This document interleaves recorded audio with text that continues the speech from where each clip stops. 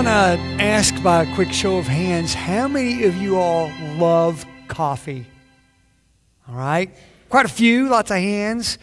How many of you despise coffee? No judgment here, it's all good. Some people hate coffee, man. All right, keep your hands up if you hate coffee. All right, if you love the smell of coffee still, keep your hand up. Some of you are like, I don't like the smell of it or the flavor, but there's some. That's the way I was before I drank coffee. I thought it smelled amazing. Like I would walk into a place where there was coffee. I'm like, that is awesome. What a great smell. And then I'd take a drink and say, who would drink this stuff? And when I first started drinking coffee, it was like 4 parts cream and sugar, 1 part coffee. It was like I like a little dash of coffee in my cream and sugar. That's how I like my coffee. But now I love coffee black, and I'm kind of really gotten into it. And I'm like, it tastes weird when it's too weak, and I don't know what happened there. I guess it's how you acquire a taste for it. But you can see we got this little set on the platform here. The reason we did that is because this new sermon series, just a 3-week series that we're starting today, is called Café Conversations. What I think is really cool about coffee, even if you don't like coffee, is places where you go to get good coffee. The way they are set up to do life together. They're set up to gather. They're set up to meet a friend or meet several friends or plug in your laptop and do some work, but it happens to be alongside several other people who are doing the same thing. It's like a gathering place where people can just get together. And I think that even if I didn't like coffee, I'd probably enjoy going to a coffee shop and just getting water. I guess I'd have to buy something, maybe get a pastry or something. Hey, pastries are good too. I think I would enjoy doing that just because of the atmosphere of coming together, being with people, and just what happens there. So I want to give you a little quick history. We won't do this every week, but when you think about why are we talking about cafes? Well, the reason we're talking about cafes is from their inception, a cafe, which is like, means coffee, it literally means coffee. Coffee house is what it means. The whole history of cafes is they were built as a place for people to come enjoy coffee, but to just get together and have conversations. The first one we know in history was in the city of Mecca in the 1500s. And so much like coffee houses today, people would gather there and talk about anything and everything, about current news, current affairs, the world leaders or the nation's leaders, government leaders, how you feel about different beliefs, and they would just have these conversations. In fact, that was kind of considered like not a good thing by some people. In fact, Muslim leadership actually banned, for about a decade, banned any Muslims from going to cafes.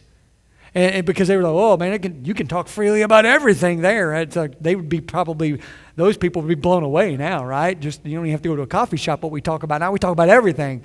So fast forward just a little bit, you see cafes springing up in places like Damascus and in Cairo in Egypt. And then they really are a hit in Europe. In the 1600s, cafes are springing up. And same thing, people are coming together. They're talking about the news of the day. They're talking about politics. They're talking about current affairs. They're actually in those places, and this still happens here maybe in America too, people would come and just stand up and read poetry. Even ministers would show up and start preaching sermons. Maybe that's why I like coffee so much. You know, it's just great. So people would come and do that, and that was happening all over the place in Europe in the 1600s. That's the way things are kind of like today in these cafes. You gather, you meet, you have conversations. The reason we have set this stage up like this, and the reason we're even talking about cafe and coffee, and this is, when I think about coffee, I think about I go grab coffee with a friend. I go have a conversation. I go have a meeting with a friend. That's what I think of when I think about going to a place like that. That's why we've set this place up like this, is because today and next week and the week after, for 3 straight Sundays, you're going to hear this truth expressed in many various ways. It's 3 little simple words. You're going to say, wow, Bill, you went and studied to be a minister to tell me these 3 words. I think you should get your money back. I think your parents should get their money back. Here they are. We need friends. All right, thank you. Or duh, right? We need friends. Y'all get this right. We know this, right? But I would ask this, do you really see the need? Do you really see how crucial this is? I can really kind of take this for granted sometimes, and yet sometimes I don't. I can take it for granted sometimes, and sometimes I don't. Because here's what I've learned, and there was a great article that a friend sent to me just recently. It was put out by one of our local news outlets, WKRC. They interviewed a guy named Chris Toole. He is the director of addiction services of the Lindner Center of Hope in Cincinnati. So he is saying, this is kind of his little soapbox. He's saying loneliness is kind of the new health risk right now. Loneliness. I think it was Cigna, a health insurance company, Cigna, did a survey where nearly half of all Americans claim to be lonely and isolated. Nearly half of all Americans feel that way. And guess what? Which generations are feeling it the most, where the rates of expressed loneliness and isolation are higher? In our youngest generations, the millennial generation, Generation Z. They're saying in greater numbers, they're lonely, they are alone, they are isolated. And here's what Chris Toole says, and I think it's so accurate. He says, we are a pseudo-connected society. Because we truly are the most connected we ever have been, right?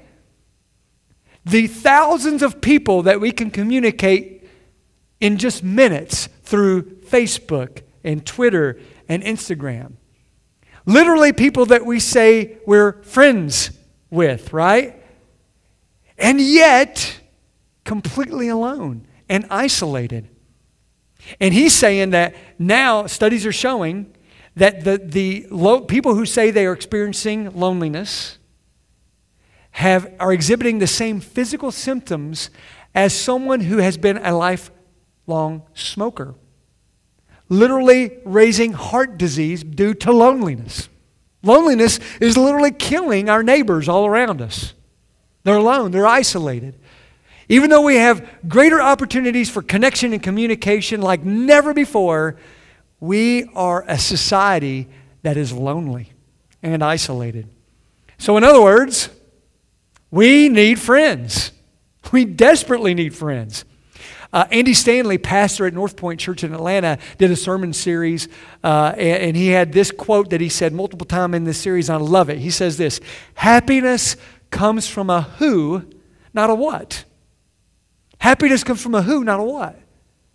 If I were to just have conversations with each of you individually, and I would just kind of having a chat, like, hey, tell me what would really right now make you happier than you are right now? What would make you happy right now? I think some of the things that would be very natural for us to list was like, man, I'd love to be able to pay off my car. I'd love to be able to pass this test. I'd love to get that promotion I've been vying for.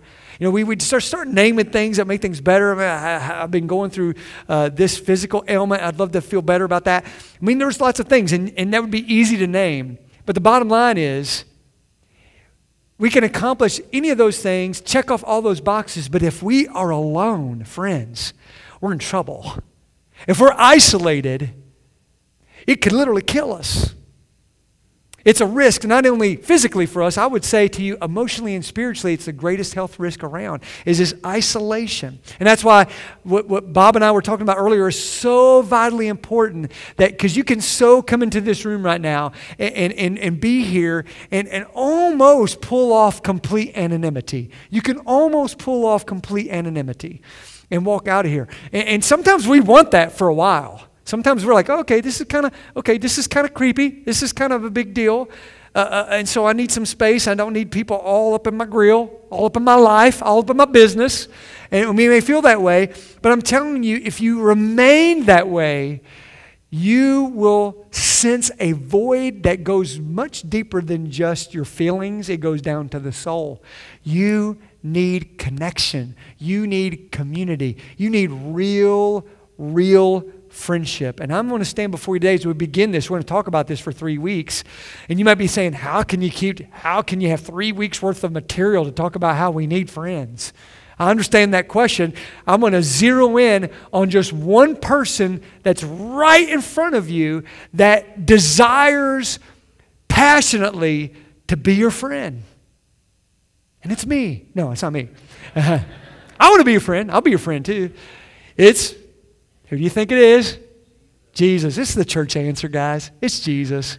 When in doubt, just say Jesus. Hey, Jesus. Yep, that's right. There was an old story I was told about back in the day. Some churches used to do children's sermons where all the kids would come forward and gather around the pastor. And this pastor had this paper bag, and it was Easter Sunday. And he goes, I got something in the bag. I wonder if y'all can guess what it is. I'll give you a hint.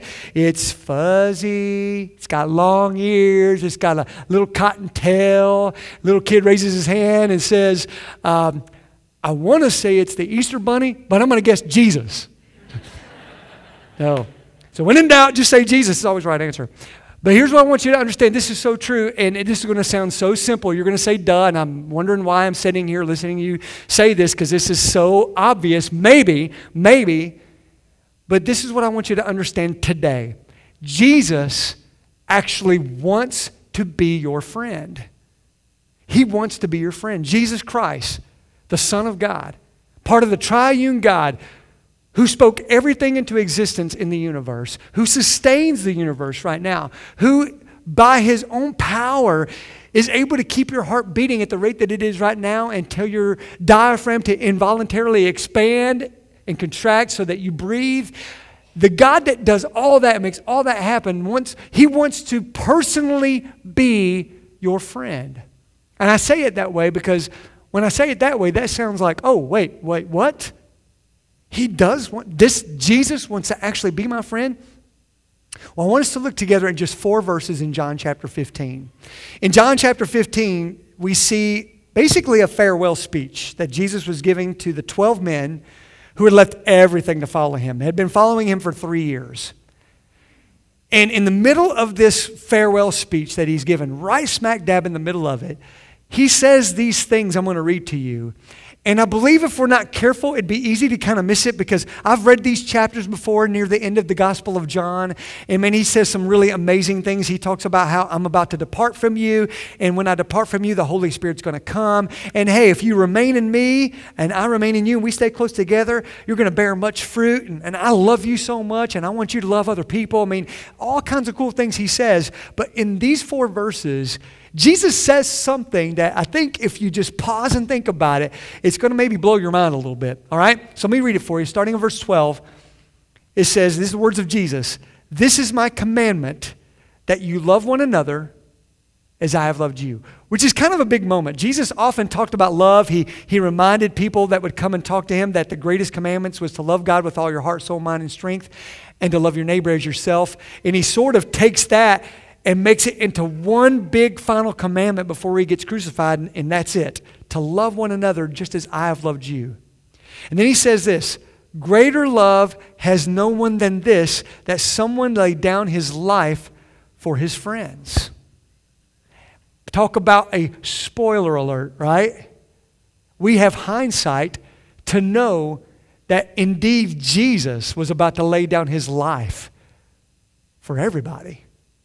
Even those who don't even know he exists, even those who don't believe he is who he says he is, he was going to lay down his very life.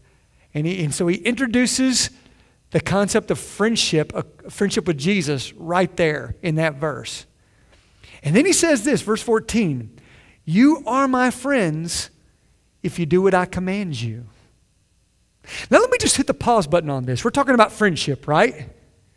What a friendship looks like. Let me give you a little fun challenge today. I dare you to go up to one of your friends today, one of your real good friends, and say, hey, I appreciate your friendship. And you are my friend if you do everything I command you. Why don't you just give that a shot? And then post or something. I'll go look for it on Facebook and just tell me how that goes. They'll be like, and we're not friends anymore, right? That's weird. Power trip, man. What's going on, right? Doing all power trippy on me. Yeah, that's weird, right? Let's be real with each other. To hear someone say those words in isolation, you are my friend if you do everything I command you. If you do what I tell you to do, you are my friend. Just in isolation, let's be honest, let's be real. That ain't right? That's not how that works normally. All right, that's good. If you agree with me, stick a pin in that, because what Jesus says next, he's setting them up for what he says next, and it's really huge. This next verse, verse 15. No longer do I call you servants, for the servant does not know what his master is doing.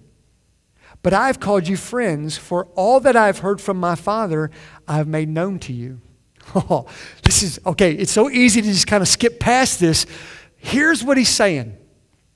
He said right before that, you are my friends if you do what I command you. And you're thinking, that doesn't sound like friendship. You know what that sounds like? That sounds like servanthood. And he introduces that word to them in the next verse. And he says, I no longer call you servants. The Greek word there is doulos. Some of our older English Bible translations would put that word bond servant in there. Bond servant. And it's what it sounds like. It's what it sounds like. You just do what you're told. No questions asked. You don't have to understand it, agree with it. You just do what you're told. That's a doulos. That's a servant. And Jesus says, I no longer call you servants. Even though it sounded like I did in the last verse, you are my friends if you do what I command you. They're like, what? No, that don't sound like a friend. That sounds like a doulos. That sounds like a servant. He's playing with them here. He's setting them up to say, because here's what the difference is. Yes, you do what I command you, but it's not because you don't know the master. It's because you are in a friendship with the master. The difference between a doulos and a philos, which is the word friend there in the Greek, the difference between the two is one just does what they're told with no relational context and they have no idea about the heart of the master. I call that religion. If you're talking about being a friend of God, we have lots of religions to choose from on planet Earth right now where you can do what you're told. God put on human flesh and dwelt among us and died on a cross for us so that He could be your friend. Where you don't just do what you're told, you know His heart. You have access to the boardroom of God. You're not just some little person way down on the org chart that don't understand anything and just do what you're told. You get to think about this for a moment. At any given moment of any day of your life, you can have a meeting with the one who made the universe. I mean, that's going straight to the top, guys. That's going straight to the top. Jesus made that possible. And He desires it. He desires it so much that He went through the cross so that anybody can have it. No matter who you are, what you've done, anybody can have that relationship. I didn't put this on the screen for you. It just came to me last service. I'll say it again. There's this real crazy thing that Jesus said in the Bible where He said there are people that are going to, in the last days, at the end, in the judgment, they're going to hear these words, "Depart from me, for I don't know you." And Jesus says they're going to say, "But wait a minute. I did this, I did that, I did this, I did that." And He goes, "So, I don't know you." Think about how we tend to be with God. We tend to think of this list of things that He wants us to check off that we do for Him, the doulos list. And all along He's saying, when are we going to get together? When are we going to build this relationship? Because that's what I died for. To have a friendship with you, to have a relationship with you. That is next level stuff, guys. That so many people are living without right now. Jesus actually desires to be your friend, and He did everything He could to accomplish it. So now what do you do? What do you do about this? My challenge to you today is simply this. We talk about next steps here a lot, all the time. Our mission statement at Hickory Grove is that we exist to do whatever it takes to help every person take their next step with Jesus. Here's the next step I want to put before you this morning. It's very simple. Enter into a friendship with Jesus. Enter into a friendship with Jesus. Let me break that down for you. For some of you, what that next step looks like for you is this. I'm going to read it so I don't get it wrong. Trust that Jesus actually wants to be your friend. This is your barrier. This is what you got to push through. Do you really believe that? Do you actually believe that the God of the universe wants to call you His friend? Do you believe that? Some of you have maybe been enjoying that for some time, and you're like about to stand up and say, yes, everybody listen to what he's saying, because this is next level stuff. Because once you actually have a real relationship with God, it is everything. I mean, it fills you up. It can get you through anything, and it's powerful, and it's life-changing. Some of you are like, oh man, that to me just seems wrong. I mean, he's God. He's God. And yes, listen, he is holy God, and we don't deserve to even call ourselves a friend of God. But it's he that calls you friend. I'm going to go with the holy God. If he says that, I'm going to go with that.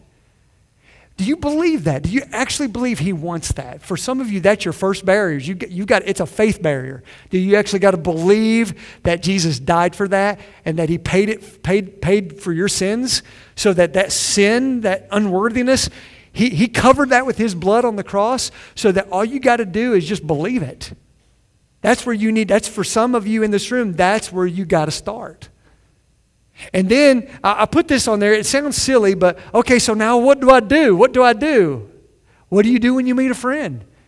You introduce yourself. That's what you do. So a next step would be to introduce yourself to Jesus. That sounds weird, and it's especially weird because of this truth. If you're deciding, you know what, it's time that I do this. I got to take a step of faith. I need to begin a relationship with God. So I need to just kind of turn my life around and extend my hand and say, hello, Jesus, my name is Bill Clark, and I want a friendship with you. I want to accept that friendship you're offering me. What's interesting is if that's where you are, the moment you figuratively turn around to do that, he is right there saying, finally. Finally, I've been pursuing you all this time, and now you're finally saying, yes, I want this. That's what's cool. You don't have to seek him. You just have to turn to him. He's right there. And for some of you, that's what you need to do today. Okay, it's time to introduce myself. Okay, God, I want this. I want this relationship with you. And we talk about this a lot. All you got to do is ask for it.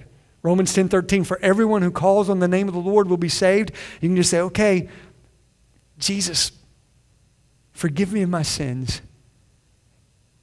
and let me enter into a friendship with you. That's it. He immediately adopts you into his family, and he calls you his friend, and he will change your life. Let me give you one more little thing to think about. For some of you, this next step of entering into a friendship with Jesus, the best way to describe it is this. Stop settling for servanthood. Stop settling for servanthood. You've been living like a doulos in the Greek, servant, bondservant, and that's all you've been doing. You've been religious, but you don't have a relationship with him. You've been just settling for checking off some boxes, and you probably aren't sure you're checking them all off well. Good news. You can check them all off well, and it does you no good. That's why Jesus came to die, because that don't work. What works is a relationship with him. Stop settling for servanthood where, you're just not even in that relationship. Do you actually know God? Do you actually know Jesus? Do you actually communicate with him on a regular basis? Do you actually feel his presence with you in your life, where you're working, where you're going to school? Is that what you have? If not, then you're just settling for something less than. I was reading a devotion last night before I fell asleep, and it was Rick Warren, pastor of Saddleback, had written these great devotions about hearing the voice of God. And he was actually challenging people to decrease late night television and go to bed a little earlier so you can get up earlier and have a meeting with God. And again, he said the same thing. Isn't that great that you can actually wake up in the morning and go right into a meeting with the God of the universe? You have that kind of access. He offers that to you. That's what's amazing. And when I think about that, I'm thinking, man, we don't often think of God that way. We think about he's someone to appease, not someone to connect with. It's someone that we hope will one day be okay with us, not someone I can talk to right now and feel his presence and tell anything to and draw strength from and draw joy from even when I have no happiness. I was telling the other service when we were talking about small groups in the Connect event, I told them, I said, I take for granted this thing about friendship because I don't know that I personally have experienced the kind of loneliness that literally will make you physically sick. But I can tell you this, I have had moments in my life, seasons in my life, when I felt like I was completely alone. It happens to everybody. I don't care who you are, extrovert, introvert, social butterfly, shy, doesn't matter. And what I've learned is in those moments, I have Jesus, and He is enough. And that's why we start this series by saying, He wants to be your friend, but He's not going to force it. He offers it freely. Now, will you enter into that friendship? Let's pray together. Father, thank you that you would want to be our friend. That is mind-blowing to me, God. I'm just blown away that you are so holy and bigger, and we are so not holy. We are so not worthy. But you sent your Son, Jesus. I don't want to ever cease to be amazed at the love and the grace and the mercy you've shown us through your Son, Jesus, God. To hear Him utter the words to His disciples that I no longer call you servants, I call you friends because everything I know, you know. And to think that that applies to us today just blows my mind. And Father, right now in this room, there may be those who they've just not enjoyed a friendship with Jesus. They don't have that friendship. Help them to see that as true and do something about it today. God, help them to maybe take that first step of faith that says, okay, God, I believe that you want to be my friend right now, and I just pray right now that you would accept me into your friendship, that you would forgive me of all my failures, that you would come into my life. Father, whoever's praying a prayer like that right now, you help them to know today is their day of salvation. Help them to know that today is the turning point in their life that they need so desperately. And Father, there may be those who've called themselves Christians for decades, but all they have is a servanthood relationship, if you can even call it a relationship. Lord, may we stop settling for that and embrace a friendship with you starting today. Father, have your way with us. Help us to take that next step today. In Jesus' name I pray. Amen.